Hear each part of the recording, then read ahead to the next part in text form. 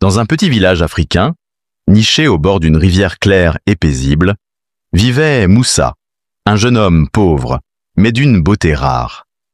Ses mains, rugueuses et calleuses, portaient les traces des longues heures passées à pêcher, à sentir l'eau froide glisser entre ses doigts, à tendre ses filets sous le soleil brûlant. Son visage, lui, contrastait. Il était doux, symétrique, avec des yeux noirs profonds qui semblaient lire les âmes et un sourire capable d'illuminer la journée la plus sombre. Chaque matin, alors que le soleil étendait ses rayons dorés sur les berges, Moussa lançait ses filets dans l'eau, écoutant le clapotis régulier et le chant des oiseaux, puis revenait avec le poisson qu'il vendait au marché. Moussa était fiancé à Hawa, une jeune femme douce et simple. Sa présence réchauffait son cœur, comme un feu tranquille au milieu de la nuit. Chaque soir, elle lui préparait des repas chauds, le parfum du riz fumant, des épices et du poisson grillé flottaient dans l'air, emplissant la maison d'un confort silencieux. Elle l'attendait avec un sourire rassurant, et chaque geste de ses mains trahissait la tendresse qu'elle lui portait. Moussa confiait parfois, le cœur empli de gratitude, « Hawa, tu es mon monde ». Et Hawa répondait avec un rire léger, cristallin, qui semblait danser dans la lumière du couchant. Pourtant, tout le monde n'était pas heureux. Les parents de Moussa, fascinés par l'idée qu'il puisse épouser une femme plus prestigieuse, n'approuvaient pas d'Hawa. Ils murmuraient souvent « Moussa mérite mieux », leur voix trahissant autant l'ambition que la peur de voir leur fils rester dans une vie modeste. Le village entier connaissait leur liaison, et les murmures allaient de bon train. Certains garçons jalousaient le charme de Moussa. Certaines filles enviaient la fiancée simple mais aimante. Le vent, passant dans les arbres, semblait parfois emporter ces murmures dans un bruissement mystérieux. La vie semblait simple et belle, mais un pressentiment flottait dans l'air, comme si un destin inattendu allait bientôt frapper à leur porte. Un matin, alors que le ciel peignait ses nuances d'or et de rose, Moussa pêchait seul, écoutant le clapotis régulier de la rivière et le cri lointain des oiseaux. Soudain, il aperçut une silhouette se débattant dans l'eau, ses mains s'agitant dans un désespoir silencieux. Sans hésiter, le cœur battant à tout rompre, il plongea et la ramena sur la rive, sentant le froid de l'eau mélangé à l'adrénaline. La jeune femme, tremblante et haletante, était d'une beauté surnaturelle. Ses yeux bleus légèrement lumineux reflétèrent le soleil levant comme deux éclats de saphir flottant sur l'eau. Sa voix, douce et envoûtante, semblait chanter avec le vent, mêlant mystère et séduction. Ses longs cheveux noirs ondulaient autour d'elle comme des vagues d'encre, et un parfum étrange mais agréable, mêlant l'odeur de la mer et des fleurs sauvages, flottait dans l'air. Fasciné, Moussa murmura « Qui es-tu, belle inconnue ?» La jeune femme répondit doucement, presque comme un écho des rêves. « Je suis Amina, merci de m'avoir sauvé. » À ces mots, le cœur de Moussa vibra d'un élan qu'il n'avait pas ressenti depuis longtemps. Il l'aida à se relever, drapa ses épaules d'un pagne sec et resta un moment à contempler la brume qui s'effilochait au-dessus de l'eau. Les jours suivants, il se surprit à lui rendre visite, marchant le long des rives où l'herbe humide laissait une odeur terreuse sous leurs pieds. Ils parlaient de leur vie, partageaient leurs histoires et leurs rêves. Le monde semblait plus lumineux en sa présence. Le vent, les oiseaux et même la rivière paraissaient s'accorder à son aura. Petit à petit, une chance étrange accompagna Moussa. Ses filets se remplissaient miraculeusement.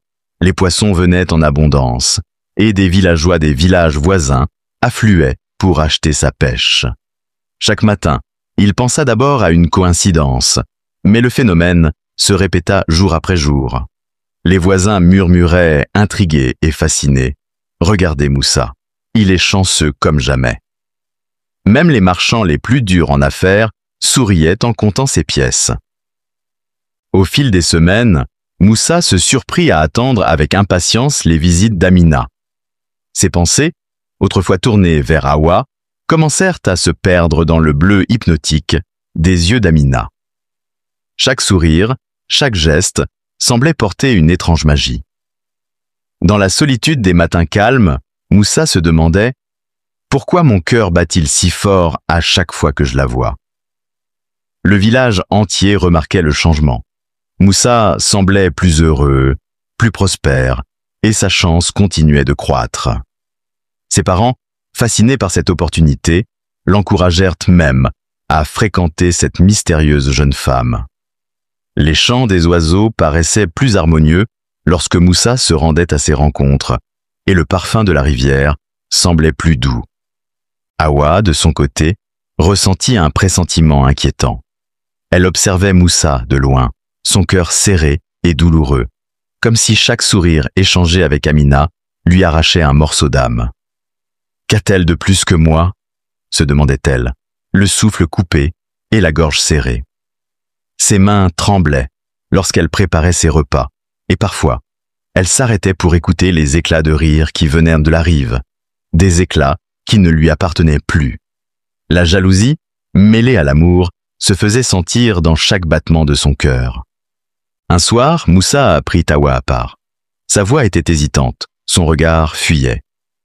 Il avoua enfin « Je ne peux plus continuer, mon cœur est ailleurs. » Hawa tomba à genoux, ses genoux s'enfonçant dans la terre humide, les larmes roulant sur ses joues comme des perles salées. « Moussa, tu ne peux pas me laisser ainsi. » Mais il répondit d'une voix tremblante « Je n'ai jamais voulu te blesser, mais mon destin vient de changer. » Ses parents approuvèrent sa décision, fascinés par la beauté et la grâce d'Amina. On disait au village « Les belles familles se reconnaissent » et beaucoup saluaient la chance de Moussa d'avoir trouvé une épouse si spectaculaire. Le mariage fut célébré en grande pompe. Des couleurs vives, des danses, des chants et des rires emplissaient le village, et les tambours résonnaient si fort qu'ils semblaient faire vibrer la terre elle-même. On servit des plats parfumés, des calebasses de boissons sucrées, et la nuit se termina dans des you-you interminables. Après le mariage, la chance continua à sourire à Moussa de façon incroyable. Ses filets débordèrent de poissons chaque matin. Il ouvrit une boutique prospère à l'entrée du marché, et tous les habitants venaient admirer sa fortune. Les senteurs de poissons frais, de fleurs et d'encens emplissaient de l'air, créant une atmosphère presque magique. Tous les hommes du village et des alentours enviaient Moussa pour sa richesse et la beauté de sa femme. Les femmes, elles, jalousaient Amina pour sa grâce surnaturelle. Moussa souriait, certain qu'il avait enfin sa part de bonheur.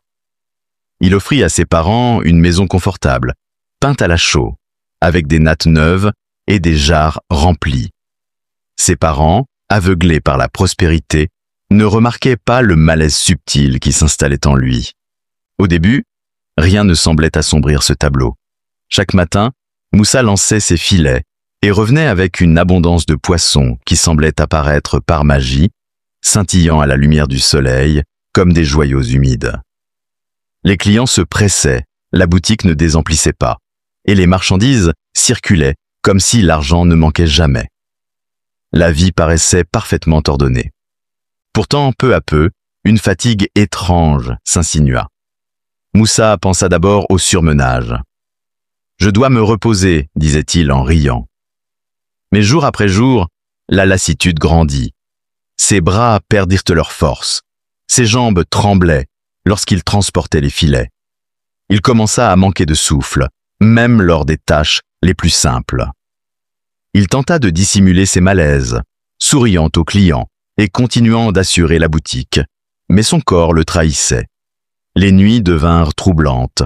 Dans ses rêves fiévreux, il voyait Amina non pas comme la femme sublime qu'il avait épousée, mais comme une créature des eaux, ses jambes se transformant en nageoires sous la lueur lunaire. Réveillé en sursaut, il secouait la tête. Ce n'est qu'un cauchemar. Mais les visions revenaient, plus insistantes. Un matin, alors qu'il tentait de se lever, ses jambes cédèrent brusquement sous son poids. il s'effondra, incapable de se soutenir. La fièvre monta, brûlante, et son corps fut pris de tremblements. Cloué au lit, il devint prisonnier de sa propre maison. Ses parents vinrent, l'air préoccupé, mais leurs yeux glissaient sur les beaux meubles, les jarres pleines, la belle cour pavée. Ils demandèrent des nouvelles, d'une voix distante, puis repartaient rassurés par l'abondance. Ils étaient trop occupés par la richesse pour voir la vie s'échapper de leur fils. Amina, de son côté, s'asseyait chaque soir à son chevet et chantait des mélodies envoûtantes. Sa voix douce et inquiétante emplissait la pièce. Parfois, ses yeux bleus semblaient luire dans l'ombre. Parfois, dans la pénombre, ses jambes prenaient une forme indécise, comme si l'eau elle-même vivait sous sa peau. Moussa, transpirant sous la fièvre, se demandait s'il rêvait. Était-ce la maladie ou la vérité? Il n'osait y croire. Il cessa bientôt d'aller à la boutique. Les habitants, surpris de ne plus le voir, commencèrent à murmurer. On disait « La fortune de Moussa est trop belle pour être vraie ». La maison, autrefois pleine de vie, paraissait désormais sombre et silencieuse. Et c'est alors qu'Awa, observant de loin, sentit son cœur se serrer. Moussa disparaît, pensa-t-elle, et personne ne le voit.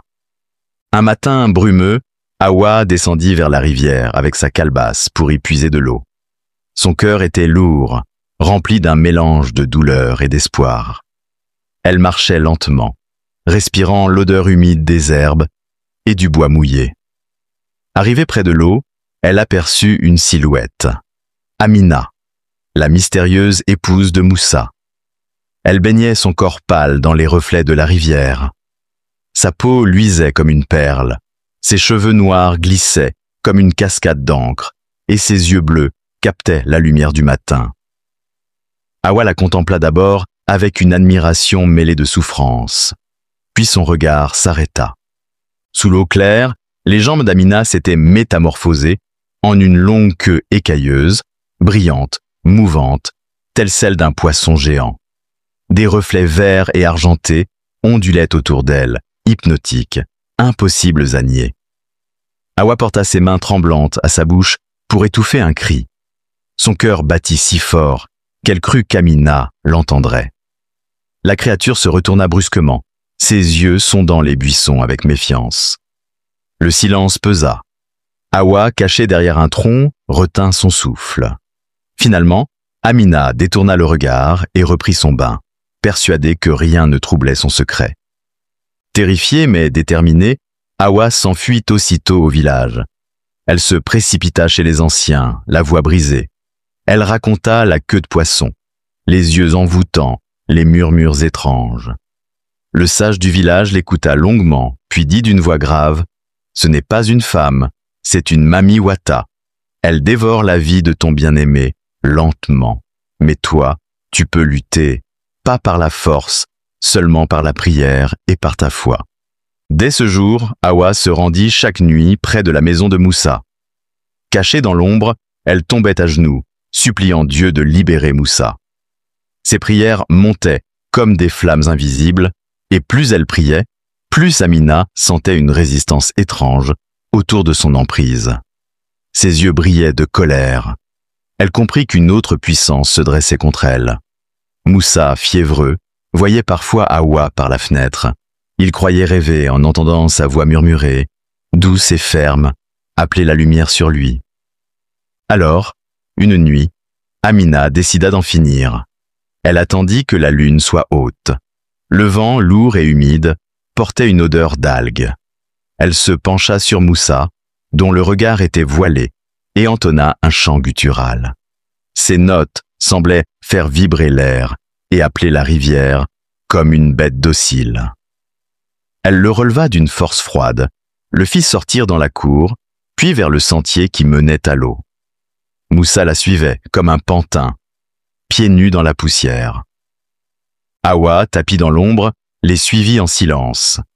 Ses pas étaient précipités, ses mains tremblaient, mais sa voix intérieure priait sans discontinuer. Arrivée au bord de l'eau, Amina plongea ses mains dans la rivière, qui se mit à tourbillonner, comme si elle obéissait à ses ordres. Elle tira Moussa vers les flots, ses bras s'enroulant autour de lui, prête à l'entraîner dans les profondeurs.